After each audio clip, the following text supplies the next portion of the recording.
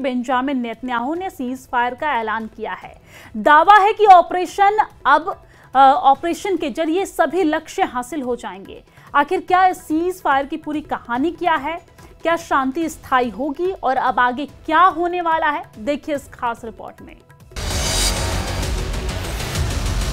הפסקת האש נכנסה הבוקר לתוקפה. הבוקר ניתן לומר, צה"ל עמד בצורה מלאה בכל היעדים שהוגדרו במבצע עם כלביא. הרמטכ"ל הנחה את צה"ל לשמר רמת Israel और Iran के बीच महीनों से तनाव चरम पर था। अब एक बड़ा मोड़ आया है। इजराइल के प्रधानमंत्री बेंजामिन नेतन्याहू ने घोषणा की है कि ऑपरेशन अम-कलावी के तहत इजराइल ने अपने सभी लक्ष्य हासिल कर लिए हैं। नेतन्याहू ने कहा कि हमने ईरान के दोहरे खतरे, न्यूक्लियर और बैलिस्टिक मिसाइल को पूरी तरह बेअसर कर दिया है। ये इजराइल की फौजी ताकत और हमारे सहयोगियों की मदद का नतीजा है। अब हम शांति की राह पर हैं। इजराइल की वायुसेना ने तेहरान के आसमान पर नियंत्रण हासिल किया और ईरान के सैन्य ठिकानों को भारी नुकसान पहुंचाया। अमेरिका और राष्ट्रपति डोनाल्ड ट्रंप की सहायता ने इस अभियान को कामयाब बनाया। इसके बाद दोनों देशों ने आपसी सहमति से सीज फायर लागू किया। सीज फायर का रास्ता आसान नहीं था। लागू होने से ठीक पहले ईरान ने इजराइल पर मिसाइलों की बौछार की, जिसे उसने आखिरी राउंड का नाम दिया। इजराइल का बरशेबा शहर इस हमले की चपेट में आया। इमारतें मलबे में तब्दील हो गईं, सड़कों पर सायरन गूंजे और आम जिंदगी रुक गई। बरशेबा की सड़कों पर सन्नाटा है, लेकिन मलबे और टूटी इमारतें उस आखिरी हमले की कहानी बयां कर रही हैं। लोग डरे हुए हैं, लेकिन सीज फायर की खबर ने उन्हें थोड़ी राहत दी है। इस हमले ने बरशेबा के लोगों में डर और गुस्सा दोनों पैदा किया, लेकिन अब नजरें शांति पर टिकी हैं। न्यूज़ 18 इंडिया की टीम है लगातार ग्राउंड जीरो पर आपको दिखा रहे हैं। हालांकि हमें यहाँ से कहा जा रहा है कि आप यहाँ से निकलिए। हम कोशिश करते हैं थोड़ा सा आगे जाने की। Just minute, yes. तो यहाँ पे आप देख सकते हैं, कह रहे हैं कि things are still falling. Okay, it's very dangerous. We can speak over here. It's very dangerous because they're still working and things are falling. I don't want you to get injured by something flying. Would you like to say some words? What happened here? You can see that a civilian building had been targeted. Search and rescue teams are working to find individuals that may be trapped underneath. How many are believed to be trapped? Is there any number? I'm not going to go into numbers of indications. I can tell you that so far there have been 4 civilians, 4 individuals who have been murdered. The number is dynamic. Things can change. You can see that extensive search and rescue efforts are still very much underway. हालात क्या हैं ये देखिए, किस तरीके के हालात हैं यहाँ पे। ये चकनाचूर हुई हैं गाड़ियाँ, ये गाड़ियों के हालात हैं यहाँ पे।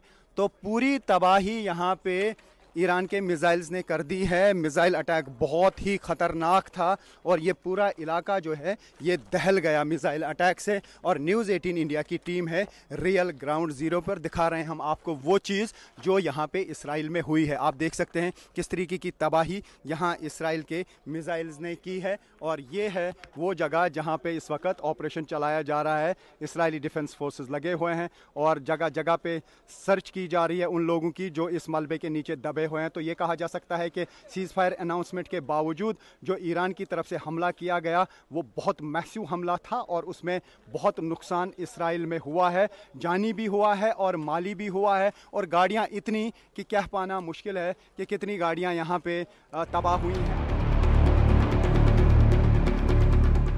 इस सीज फायर में कतर की कूटनीति और अमेरिका के राष्ट्रपति डोनाल्ड ट्रंप का 3 स्टेप मॉडल अहम रहा। कतर ने दोनों देशों के बीच मध्यस्थता की और महीनों की गहन बातचीत के बाद ये सुलह संभव हुई। कतर के विदेश मंत्री ने कहा कि हमने दोनों पक्षों से लंबी बातचीत की। शांति ही एकमात्र रास्ता है और हमें खुशी है कि हम इस दिशा में कामयाब हुए। ट्रंप ने इसे अपनी कूटनीतिक जीत बताया। कतर और अमेरिका की इस जोड़ी ने युद्ध को विराम दिया, लेकिन ये शांति कितनी टिकाऊ होगी ये अभी सवाल है। सीज फायर लागू हो चुका है, लेकिन अगला कदम क्या होगा? विशेषज्ञों का कहना है कि ये शांति नाजुक है। ईरान के सैन्य ठिकानों को हुए नुकसान और बरशेबा में मची तबाही ने दोनों देशों के बीच अविश्वास को और गहरा किया है। इजराइल अपनी सीमाओं की सुरक्षा को और मजबूत करेगा। दूसरी ओर ईरान अपने न्यूक्लियर प्रोग्राम को पुनर्जनन की कोशिश कर सकता है।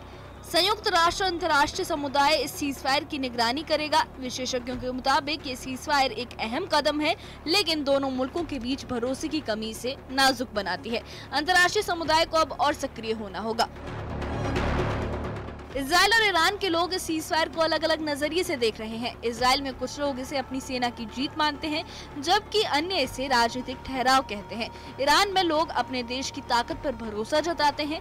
बरशेबा के निवासियों का कहना है कि हमने बहुत कुछ खोया है, सीज़फायर अच्छा है, लेकिन हमें डर है कि ये जंग फिर न शुरू हो जाए। सोशल मीडिया पर दोनों पक्षों की तीखी बयानबाजी जारी है। ये सीज़फायर लोगों के लिए राहत भी है और अनिश्चितता भी।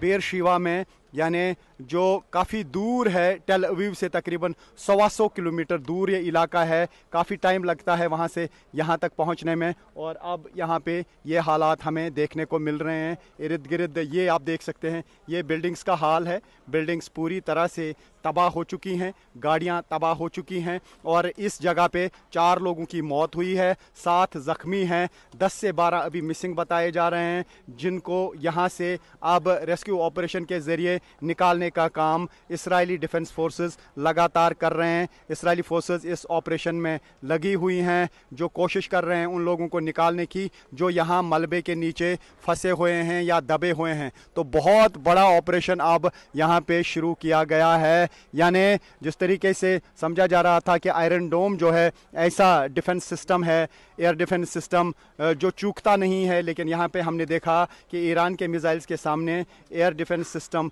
चूकता रहा और मिसाइल्स गिरते रहे। मिसाइल्स की डायरेक्शन जो है वो यहाँ की तरफ जो थी उसको वो इंटरसेप्ट नहीं कर पाए। जहाँ पे इंटरसेप्ट कर पाए वो हो गए, लेकिन बहुत सारे मिसाइल्स अभी तक यहाँ पे गिरे हैं, जिसकी वजह से ऐसी तबाही हुई है जिससे अंदाज़ा लगाया जा सकता है कि किस तरीके के मिसाइल्स यहाँ पे लगाए गए हैं। इजराइल और ईरान के बीच ये सीज़फायर उम्मीद की एक नई किरण लेकर आया है। कतर और अमेरिका की कूटनीति ने युद्ध को रोक दिया, लेकिन स्थायी शांति के लिए भरोसा और सहनशीलता जरूरी है। दोनों देशों के बीच अविश्वास की खाई को पाटना आसान नहीं होगा। असल शांति तभी संभव है जब दोनों मुल्क एक दूसरे की सीमाओं का सम्मान करें। Bureau report.